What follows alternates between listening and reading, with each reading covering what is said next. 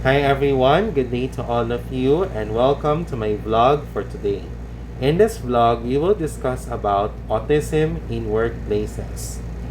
As our society becomes more aware of autism and the different ways it manifests in different people, we must also become more cognizant of the fact that autism in the workplace could be a reality for many businesses.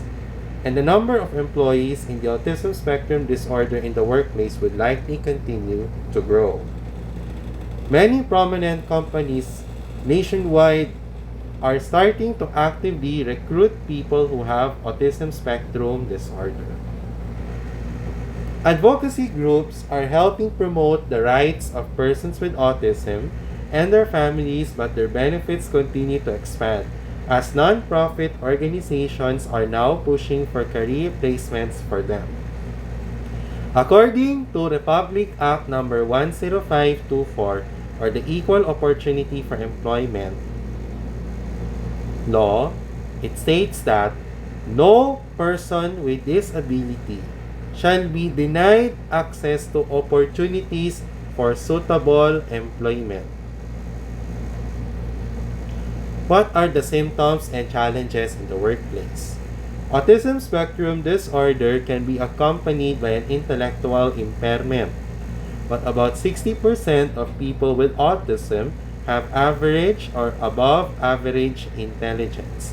People with the autism spectrum disorder often have difficulties with social communication and interactions, verbal and nonverbal, through repetitive patterns of behavior, interests, or activities, difficulties finding and keeping a job, and difficulties developing and maintaining social relationships.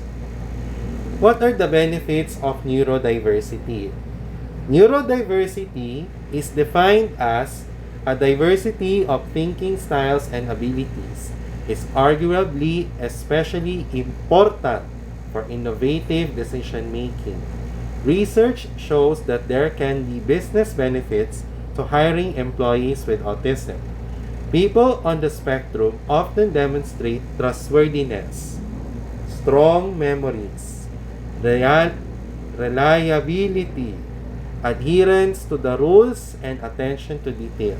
They are often good at coding, a skill that is in high demand as well. So in layman's term, the benefits of neurodiversity in the workplace is that this is done through the efforts to increase neurodiversity through the contributions of their talents, skills, and perspectives in ways that can directly benefit the mission of the company and to help support productivity and performance. And in terms of inclusive training, employing employees on the spectrum also means providing training to support their skills and training for the organization to create an inclusive culture. For managers and co-workers, awareness training can help them understand their colleagues and how to support them. Supervisors especially should receive training on effective communication strategies. For employees on the spectrum, on-the-job training for communication and other interpersonal skills is vital. Behavioral training strategies such as rewards and modeling can be especially successful with employees with autism spectrum disorder. So, what are the 5 ways to embrace autism in the workplace? Number 1, focus on can, not can't. Hiring someone on the autism spectrum disorder should be much like hiring anyone to work for a company. Your focus should be on whether the person can do the job, not on their disability. It's the same thought process you would use if you interviewed someone with an identifiable or obvious disability. Don't make assumptions and decide the person can or can't perform some function of the job because of his or her disabilities.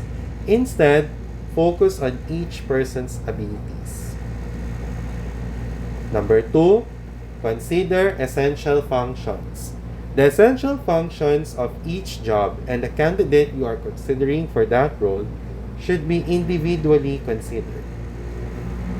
In any instance of hiring and managing employees with disabilities, you should always consult with your trusted human resource or legal professional to engage in the interactive process and to evaluate the need for accommodating individuals with any form of disability on a case-by-case basis. Number 3, be open to reasonable accommodations. The word reasonable accommodations can often cause discomfort for managers who automatically assume this term requires them to turn their business inside out to adapt to an employee's needs. As with any employee who requests an accommodation, you should have a discussion with the employee and include your human resource team or the legal advisor to determine whether the request is practical and how it will impact other employees and overall productivity. Number 4, promote kindness. A key component to building diversity into your company culture is encouraging an environment of respect. This requires that your leadership proactively address any issues between employees, especially those that may be an indicator of issues in the workplace. Sensitivity training is helpful. Why? Because training can help ensure everyone understands the culture of the workplace, to how to have proper communication with your co-workers. And this will be helpful in demonstrating what it means to treat everyone with respect and practice the value of professionalism. Educate your team members on when and how to use them appropriately in the workplace, and remind them to speak in direct, concise, and specific terms. Doing so will help employees with autism spectrum disorder with this symptom, but also helping your employees understand what you require of them. And lastly, make compliance a priority. Accommodating autism in the workplace does not have to be a daunting endeavor. A professional employer organization can help you navigate the complexities of employer-employee relationships, helping you take the steps needed to remain compliant while enriching your company's culture and knowledge base. So, what are the career opportunities for persons with autism being initiated? Actually, we have organizations in the Philippines that aims to prepare their lives in the workplace. Actually, among these, we have three, actually. First is the Autism Society of the Philippines, or ASP, started the Career Placement Initiative to build an Autism OK Philippines. The group aspires to create genuine employment opportunities in compassionate workplaces. Project Inclusion Network, a non-government organization under Unilab Foundation, also organizes career opportunities placement and training for PWDs, including those in the spectrum. And lastly, we have Best Buddies Philippines. Best Buddies Philippines supports individuals with intellectual and developmental disabilities to secure internship and competitive employment opportunities.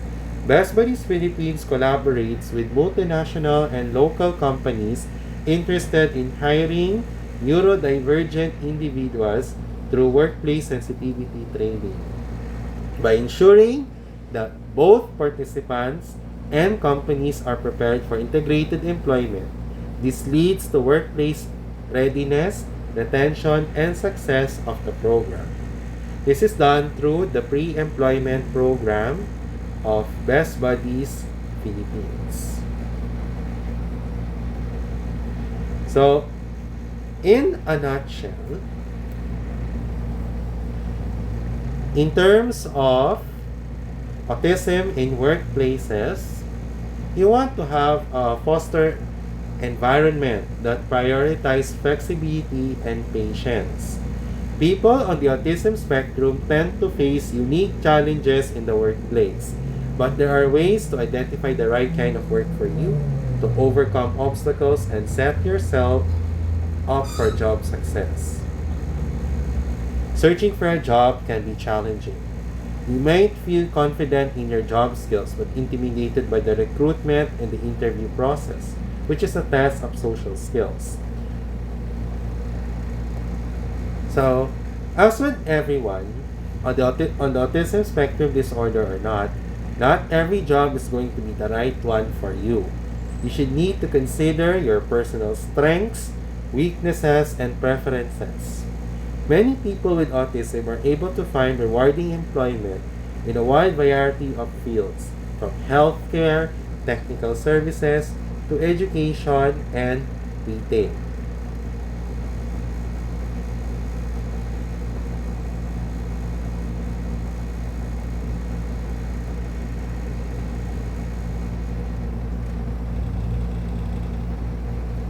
Accommodating autism at work goes beyond simply adjusting the physical workspace. Whether or not you bring in outside job coaches, talk to all of your employees about treating one another with respect and embracing different perspectives. Set an example by modeling pro-social behaviors yourself. By doing so, you'll create a space in which neurodiversity can thrive and a business that benefits from a variety of skills and points of view. And that concludes my vlog for today. Thank you very much.